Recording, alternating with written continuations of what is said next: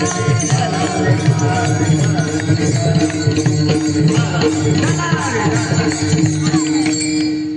जण म्हणाला माधव आपण कीर्तनाला होतो, दुसरा म्हणाला तिथं काय जाऊन करतो, आपल्याला झोपच आवरत नाही.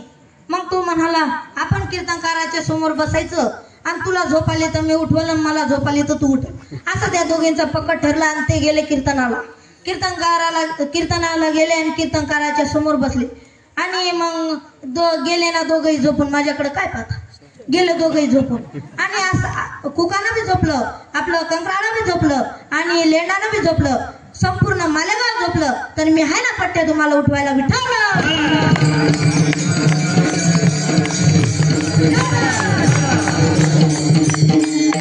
एक विनोद सांगतो पुढे. एक नाशिकला सयोम नावाचं हॉटेल होतं आणि त्या हॉटेलामध्ये असे वारकरी मोठे साहेब छापायला गेले. टेबलवर बसले आणि वेटरला म्हणे ओ वेटर साहेब इकडे या. मग वेटर म्हणे काय पाहिजे म्हणे. साहेब म्हणे काय नाही म्हणे, एक कप चहा घेऊन. वेटर म्हणे कोणता आणू म्हणे, खास आणू का स्पेशल आणू का भारी आणू म्हणे. साहेब म्हणे का, साहेबला खास हा वेगळाच वाटला होता. मग साहेब म्हणे खास घेऊन ये म्हणे. मग वेटर गेला, चहा घेऊन आला. साहेबाने तो चहा पिला आणि मग साहेब म्हणे किती पैसे झाले म्हणे. वेटर म्हणे काय नाही म्हणे 50 पैसे झाले म्हणे. मग साहेब म्हणे का म्हणे तुम्हाला एवढा भारी चहा 50 पैशाला परवडतो का म्हणे. मग वेटर म्हणे काय नाही म्हणे, तुम्हाला खरं सांगू का म्हणे, तुमच्यासारखे मोठे मोठे साहेब आमच्या हॉटेलमध्ये येतात आणि काहींचा कपात चहा उरतो, नाही तर काहींचा कबशीत चहा उरतो आणि तो सगळा आम्ही एका पातेल्यात गोळा करतो आणि तोच गरम करून तुम्हाला देतो विठ्ठल.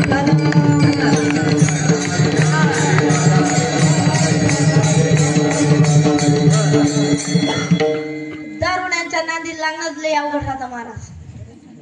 एका गावाला काय झालं, माझं कीर्तन होतं. मग मी एका दारुड्याला विचारलं, मला कधी करज गावाला जायचं मालेगाव तालुक्यात.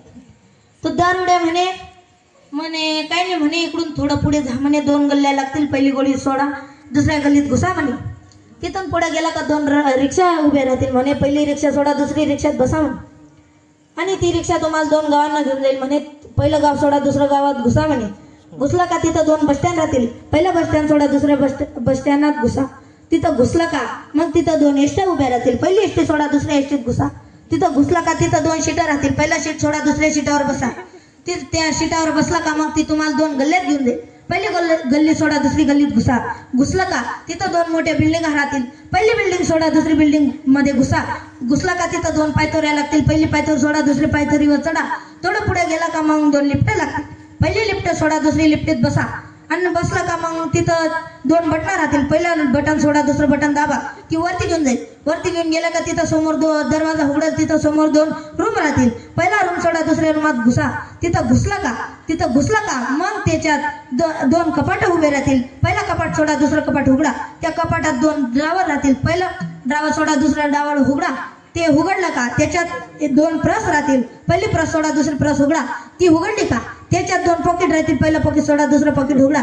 त्याच्यात बी छोटे पॉकेट राहतील 2, पहिला सोडा, दुसरं पॉकेट उघडा. त्याच्यात 2 फोटो राहतील आणि पहिला फोटो आहे का कचरा कुंडीत बाजूला 2 कचरा कुंडी राहील, पहिली कचरा कुंडी सोडा, दुसऱ्या कचरा कुंडीत तो फोटो टाका. आणि दुसरा फोटो पाहतो माझ्या बायकोचा फोटो आहे आणि ती बायकोची शपथ घेऊन सांगतो मला रस्ता माहित नाही विठ्ठल.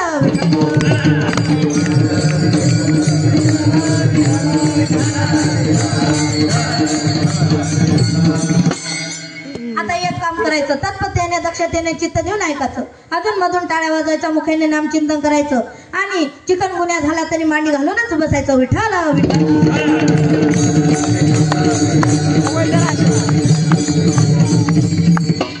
एका गावाची त्र्यंबकची दिंडी जात होती आणि जात असताना मग त्यांच्या दुसऱ्या गावामध्ये मुक्काम होता. ते दिवसभर थकलेले होते. मग त्या गावकऱ्यांनी त्यांचा फुलहार टाकून स्वागत केलं आणि मग एका श्रीमंत माणसाच्या घरी जेवण होतं आणि तिथं त्यांचं जेवण झालं.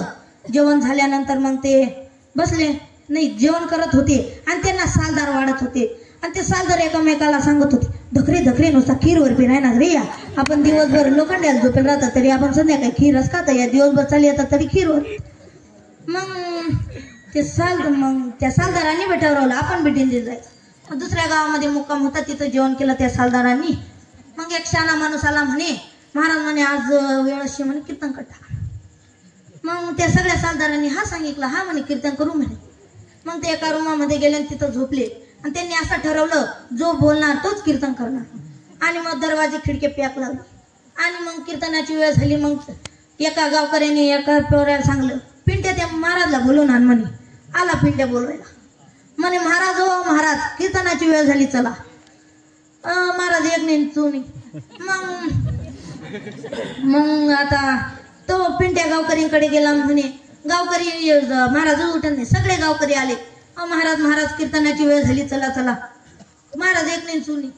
मग पुरीच्या काळी घराला साना असे माहिती ना, बोला नाही तर मॅडम माहिती ना, ते साना असायचं. मग त्या गावकऱ्यांनी ते पिंट्याला त्या साण्यातून कुदवलं आणि जसा सालदाराच्या पोटावर सालदार म्हणे ओ म्हणा बापरे. मग आता सगळे सालदार म्हणे आता तू बोलणार म्हण हो म्हणा बापरे, आता तूच कीर्तन कशी म्हणे. मग त्याच्या गळ्यात विना विना टाकला आणि कीर्तन चालू झालं. तो म्हणे आता कसे कीर्तन करू, लगे मागचे टाळकर म्हणे तवाय कशा भजा दाबे विठाला.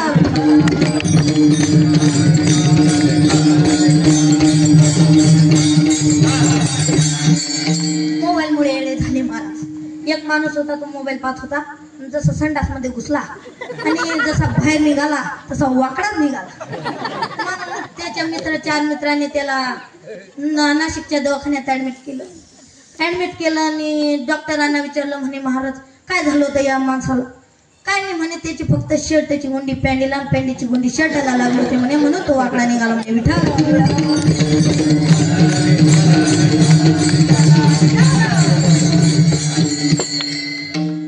आता आपल्या हिंदू धर्मात या 5 मिनिटं कीर्तन बाजूला ठेवा आणि हिंदू धर्मात या. महाराज हिंदू धर्माची मुलं अजून जागे झाले नाही. हे मुसलमानाचे पोरपाती एवढीच राहतात, त्याची एवढीच राहतात. तरी त्यांना मुसलमानांच्या पोरांना तरी त्यांना त्यांच्या धर्माची प्रार्थना शिकवली जाते. आणि आपल्या मुलं 25 वर्षाचा डंगरा होतो तरी त्याला फसायदार माहिती नाही, कुठं जागी झालेले नाही अजून. ते तुम्ही तंबाखू खाता, सिगरेट पिता, आता गुटखा खाता. आता मी सहज युट्यूब चालवत होतो मोबाईलमध्ये, अशी 4-5 एक व्हिडिओ आला आणि अशी 4-5 मुलं उभी होती आणि त्यांच्या हातात गायछाप होती. गायछाप माहिती आहे ना, तुम्ही खातच असाल तुम्ही.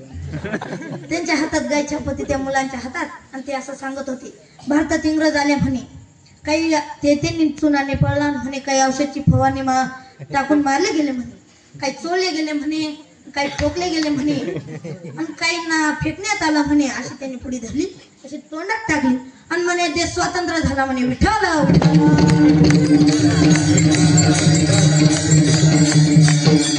मला तुम्हाला आदर्श घ्यायचा आहे तर छत्रपती शिवाजी महाराजांचा आदर्श घ्या.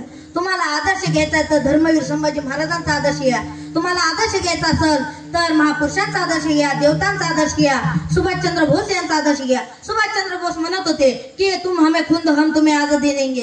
आताचे बरेच तरुण म्हणतात तुम हमें चुना दो हम तुम्हें तंबाखू देंगे. ही आपली हिंदूची मुलं आहेत महाराज. जो 65 किलोची तलवार चालवतो त्याचं नाव यसाजी, जो 2000 सैन्याशी एकटा जुळतो त्याचं नाव बाजी, जो 8 तासात घोडा दिल्लीहून पुण्याला आणतो त्याचं नाव धनाजी, जो हात तुटला तरी शत्रूशी लढत राहतो त्याचं नाव तानाजी, जो ठाणे वाघाला सामोरे जातो आणि त्याला हुकूम फाडतो त्याचं नाव संभाजी, आणि जो सगळ्यांना एकत्र करून स्वराज्य निर्माण करतो त्याचं नाव छत्रपती शिवाजी.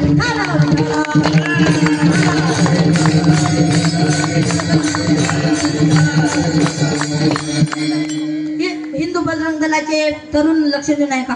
तुम्ही म्हणाल ती पोरगी माझ्यावर प्रेम करते, आज तुमच्या मेंदूत पाणी झालं. ती पोरगी तुमच्यावर प्रेम नाही करत, ती फक्त तुमच्या पैशावर प्रेम करते आणि तुमचं ATM कार्ड खाली करते आणि मग तुमचं ATM कार्ड खाली करते. अरे पानी पीना है तो गला से पियो, बिस्लरी बॉटल में कर रखा है. पानी पीना है तो गला से पियो, ये बिस्लरी बॉटल में कर रखा है. प्यार करना है तो अपने माँ बाप से करो, ये लड़कियों में कर रखा है.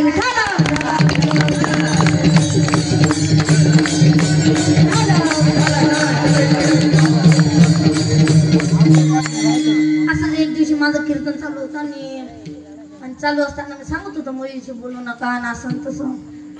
आणि आमच्या शाळेचे बच्छाव सर आले, माझे वर्ग शिक्षक. आणि मग काय झालं नेमकं, ते आले होते आणि त्यांनी ऐकलं सगळं. दुसऱ्या दिवशी मी शाळेत गेलो आणि मग पेपर होता, मग मला पेनच नव्हता लिवायला, सगळ्या पोरांकडे मागितलं, कोणी द्यायला तयार नाही. मी एक मुलगीकडे गेलो, म्हटलं दीदी पेन देते, मग दिला तिने. मग मी पेपर लिहला, पेपर बच्चव सरच्या हातात दिला. बच्चव सर म्हणे तू आता म्हणे मला कनी शाळा सुटल्यावर हाफिसला भेट म्हणे. मग गेलो, मग पेपर सुटला आणि सगळे शाळेचे पोरं निघून गेले. हा आदित्य आहे का तो, आणि मी ऑफिसात. आणि मग सर म्हणे इकडे, मग गेलो जवळ, अजून ये म्हणे, गेलो जवळ.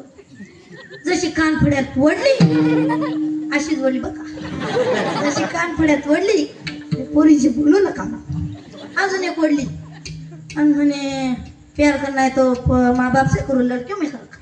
अजून वडली, म्हणे ATM कार्ड खाली करते, म्हणे पैशावर प्रेम करते. आणि म्हणे आता काय तुझा बाप बोलत होता का, म्हणे विठ्ठल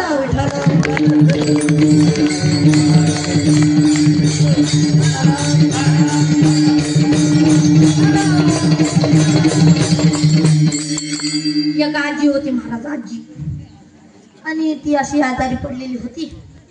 आणि ती नुसती अशी हात करायची. तिला 4 पोर होते. किती होते? 4. हा, तुमच्यासारखेच 4 पोर होते. 4 पोर होते. आणि मग ती अशी हात करायची. मग ते एकामेकाला सांगायचे, ही दल्ली नुसती सोनाला हांडा दखडी. ती ज्या दिशेला हात करायची ती भिंत पाडायची, ज्या दिशेला हात करायची ती भिंत पाडायची. सगळ्या भिंत पाडल्या. आणि तो एक त्याचा भाऊ म्हणे आता एकच पर्याय म्हणे, आईला डायरेक्ट हॉस्पिटलमध्येच ऍडमिट. मग गेलं संगमनेर तालुक्यात हॉस्पिटलला ऍडमिट केलं.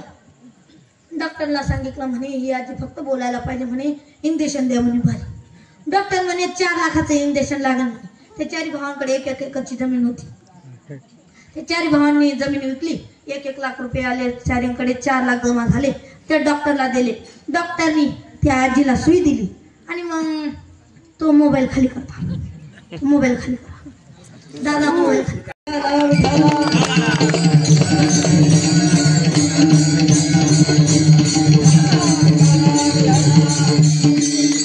एका ट्रेन मध्ये 2 नवरा बायको बसलेली होती.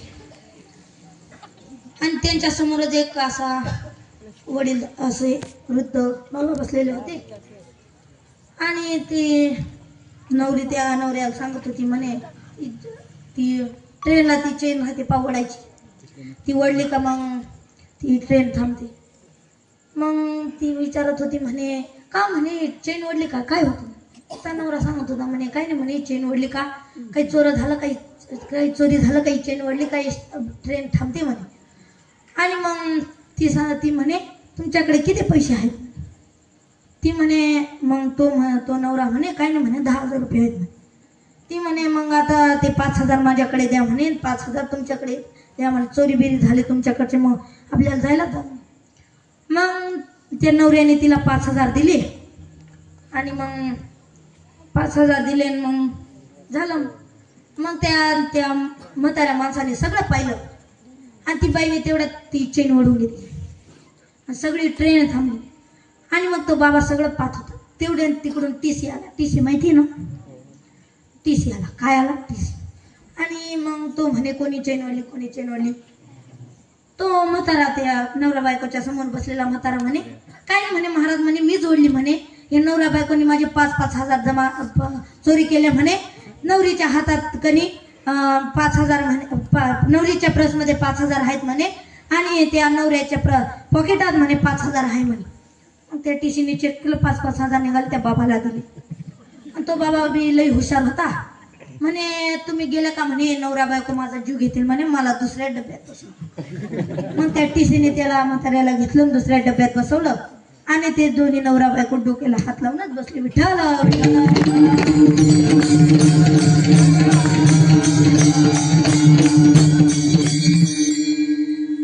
एके दिवशी काय झालं, मी असा म्हणजे ते आपल्या जुन्या गावांमध्ये ते हनुमंतरायाच्या पारावर बसायची, माहिती ना, वृद्ध महाराजांना माहिती असेल, पारावर बसायची. आणि मग मी गेलो एके दिवशी सहज धोतर बितर घालून, कपडा नेहरू घालून गेलो, बसलो पारावर. आणि त्यांची चावळ चालू होती. रामभाऊने हेला घेतला आणि श्यामभाऊने म्हैस घेतली. त्यांचा जो विषय चालू होता. मी बसलो गप्प. एक माणूस माझ्याकडे आला. महाराज म्हणे माझी बाईच उलटी म्हणे. म्हटलं काय झालं? तो म्हणे म्हणे तिला चहा सांगितला म्हणे दूध घेऊन येते म्हणे, वरण भात सांगितलं का म्हणे खिचडी घेऊन येते म्हणे, मी पोट भरून जेवणच करत नाही म्हणे. मग मी सांगितलं ती उलट काम करते ना, आता तू बी उलट काम कर. तुला जर चहा हवा असेल तर दूध सांग, आणि तुला जर दूध हवं असेल तर चहा सांग. आणि मग त्याचं पक्क ठरलं. गेला मग तो घरी. रात्र झालेली होती आणि मग त्याला खिचडी खायची होती, खिचडी. मग ते त्याच्या बायकोला म्हणे अगं सविता म्हणे खिचडी घेऊन ये म्हणे. गेली किचन मध्ये म्हणे वरण भातच बनवला. तो म्हणे आपण तर उलट सांग म्हणे. जाऊ दे मग त्याने सांगितलं जाऊ दे म्हणे वरण भातच बनवून टाक. तिने म्हणे मी खिचडीच बनवणार म्हणे. आता आली खिचडी घेऊन. मग त्यांनी महाराजांनी पोटभर मस्त कांदा कुंदा खिचडी खाल्ली. रात्री झोपले, दोन्ही झोपले. आणि मग सकाळी उठला तो, त्याला चहा हवा होता. तो म्हणे अगं सविता म्हणे दूध लई ये म्हणे. मग ती चहा घेऊन आली. चहा पिला त्याने. तो गेला माझ्या मी बसलेलो होतो, माझ्याकडे आला म्हणे महाराज म्हणे खरंच तुम्ही सांगत भारी होईल आता तू आता आयुष्यभर तेच कर. मग तो घरी गेला. रात्र झालेली होती. घरी गेला. त्याला खिचडीच खायची होती. वरण भात सांगितलं, खिचडी आणली, खाल्ली. ते दोघे झोपले. आणि त्याच्या वडिलाचंच उद्या वर्ष श्राद्ध होतं. झोपले. आणि तो त्याच्या बायकोला सांगत होता अगं ये सविता म्हणे आता आपण लेखनी म्हण बाप वर्ष श्राद्धच करणार नाही. सविता म्हणे नाही म्हणे आपल्याला वर्ष श्राद्धच करायचं म्हणे. मग तो म्हणे आपण फक्त 10 माणसं जीव घालायचे. नाही म्हणे आपण 100 माणसं जीव घालायचे. वर्ष श्राद्ध खूप मोठ्या उत्सवानं झालं. आणि त्याच्या दुसऱ्या दिवशी त्यांच्या गावामध्ये सप्ताह चालू होता. दुसऱ्या दिवशी त्याची संत पंगत होती. आणि संत पंगत असताना मग तो रात्री झोपले. ते दोघे म्हणे अगं ये सविता म्हणे आता आपण वर्ष श्राद्ध करणार म्हणे. आता आपले माझी संत पंगत आहे म्हणे, आपल्याला या वारकऱ्यांना ज्यूस घालायचं नाही म्हणे. ती म्हणे नाही म्हणे आपण ज्यूस घालायचं म्हणे.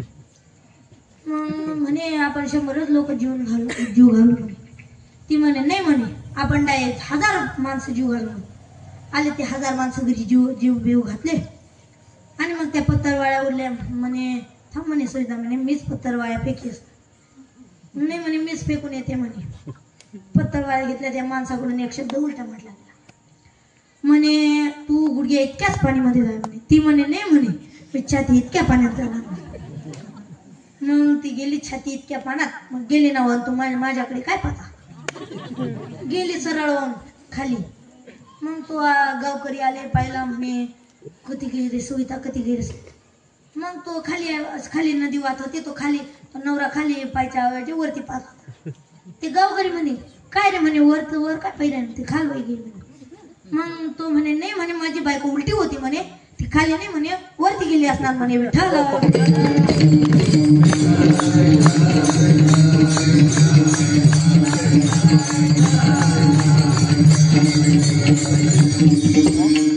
एके दिवशी काय झालं, माझ्या संगमनेर तालुक्यात कीर्तन होतं.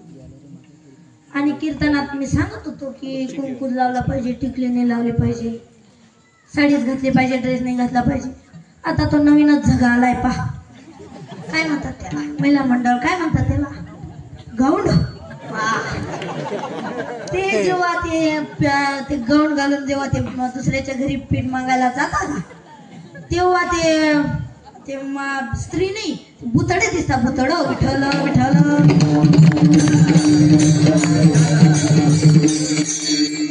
असंच मग मी सांगत होतो की कुंकू लावला पाहिजे, टिकली नाही लावली पाहिजे, साडी घातली पाहिजे, ड्रेस नाही घातला पाहिजे. मग त्या गावामध्ये माझं कीर्तन एका जणाला आवडलं. त्याच्या बायकोलाच आवडलं.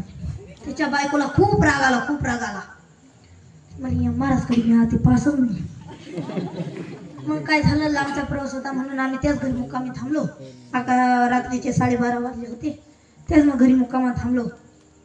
मग झोपलो. मग सकाळी उठलो, आंघोळ पांघोळ केली, नित्यनेम केला, आपला उभा वारकरी गंध लावल्यानंतर आम्ही निघणारच होतो. तेवढ्यात तो माणूस ज्याला माझं कीर्तन आवडलं होतं तो आला.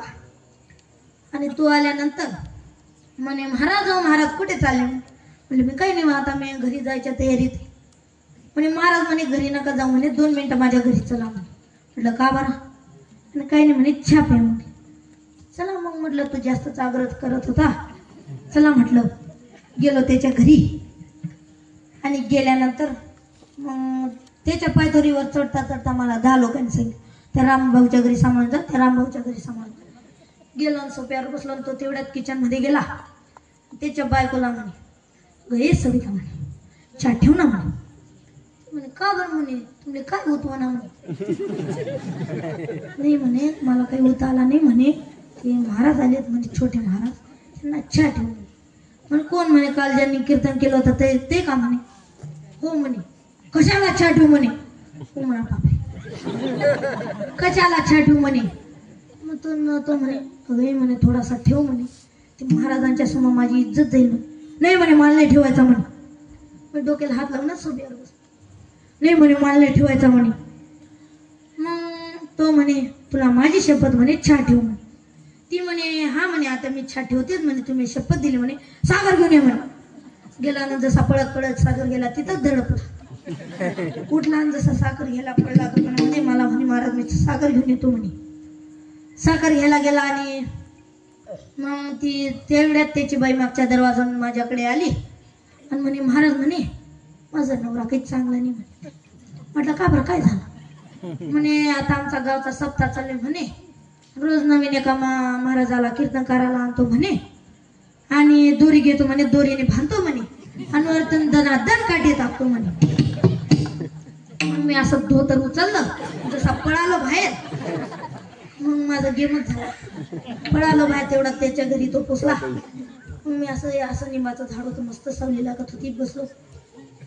मला दम लागला होता. मग तो त्याच्या घरी गेला. म्हणे काय असुविधा म्हणे, महाराज का तर काय नाही म्हणे, ते म्हणे दोरी आणि काठी मागत होते म्हणे, त्यांना वेळ होता म्हणे, निघून गेले म्हणे. मग तो जसा माझ्या माग दोरी आणि काठी घेऊन लागला, तसा तो मी पुढे पळायचो, तू मागे पळायचा, मी पुढे पळायचो, तो मागे पळायचा. मग असं पिपळाचं झाड आलं, त्याच्या खाली थांबलो.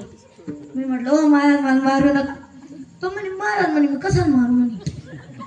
म्हटलं, तुम्ही दोरी घेता काठीने टाकता. नाही म्हणे, माझ्या बायकोने सांगितलं म्हणे की तुम्हाला दोरी आणि काठी लागत होती म्हणे, म्हणून मी आलो म्हणे. विठ्ठल विठ्ठल.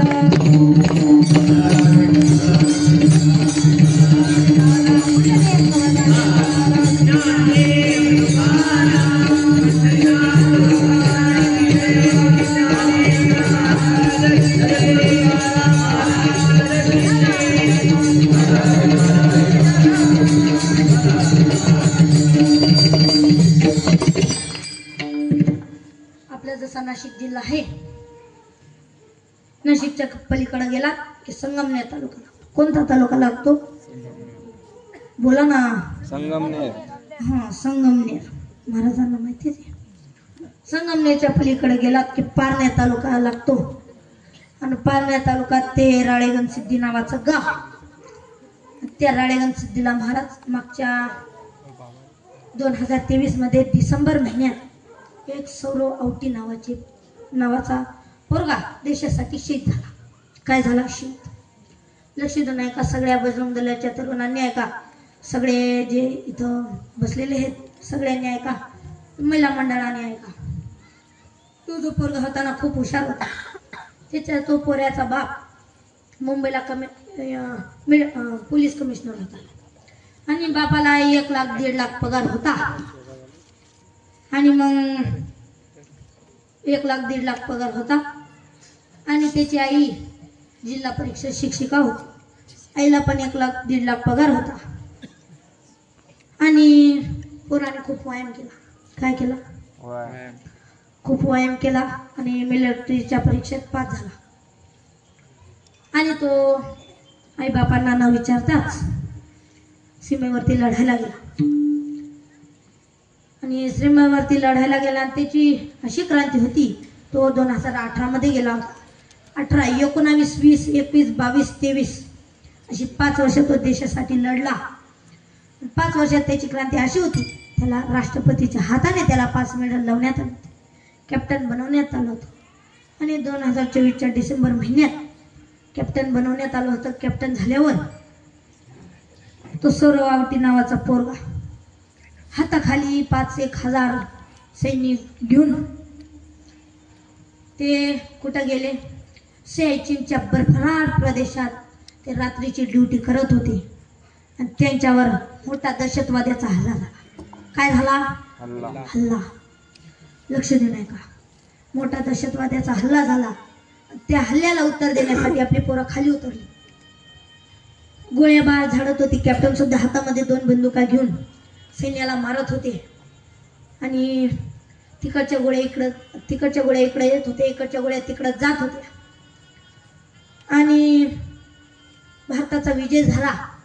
सगळे भारत माता की जय, वंदे मातरम, भारत माता की जय म्हणत होते आणि वरचं टोक खूप वर राहिल्यामुळे आपले सैनिक खूप खाली आले होते. खाली आल्यानंतर खूप बर्फ पडायला लागला, अवकाळी पाऊस पडायला लागला. पाहता पाहता सौरवटीच्या कमरेपर्यंत बर्फ आला. तरी सौरवटी मग सैनिकांना वर काढून देत होते. कॅप्टनची जबाबदारी होती. वरती काढून देत असताना पाहता पाहता सौरवटीच्या खांद्यापर्यंत बर्फ आला. तरी कॅप्टनची जबाबदारी आहे म्हणून कॅप्टन स्वतः वर चढत नव्हता. पोरांना वरती काढून देत होते. तेवढ्यात पाहता पाहता सौरवटीच्या कानापर्यंत बर्फ आला. सगळे पोरं वरती गेले. पाहता पाहता सौरवटीच्या डोक्यापर्यंत आला. कुठपर्यंत बर्फ आला? डोक्यापर्यंत. सौरवटी कुठे दिसत नव्हते. सगळे सौरवटीला ओढत होते, कॅप्टन चला, कॅप्टन चला, कॅप्टन चला. पण कॅप्टनची जबाबदारी होती म्हणून पोरांना वरती काढून देत होते. सौरवटी स्वतःवर चढत नव्हती. डोक्यापर्यंत बर्फ आला. सौरवटी कुठे दिसेनासे झाली आणि मग सौरवटी दिसेनासे झाली. 0.3 तापमान झालं. कुठेच काही दिसत नव्हतं. खूप बर्फ पडला होता. 0.2 तापमान झालं. कुठेच काही दिसत नव्हतं. 5 दिवस गेले महाराज, बॉडी काही सापडली नाही. किती दिवस गेले? 5. 7 दिवस गेले महाराज, बॉडी सापडली नाही. ज्या वेळेला 8व्या दिवशी बॉडी सापडते ना महाराज, जशी तुम्ही गांधी रस्त्यावरतीवर बर्फाची लादी पाहता संदीप महाराज, तसा तो 25 वर्षाचा पोरगा देशासाठी शहीद झालेला होता आणि बर्फामध्ये खूप गुंडाळलेला होता. आणि असा राजबिंड पोरगा, त्याचं रक्त उठलेलं होतं.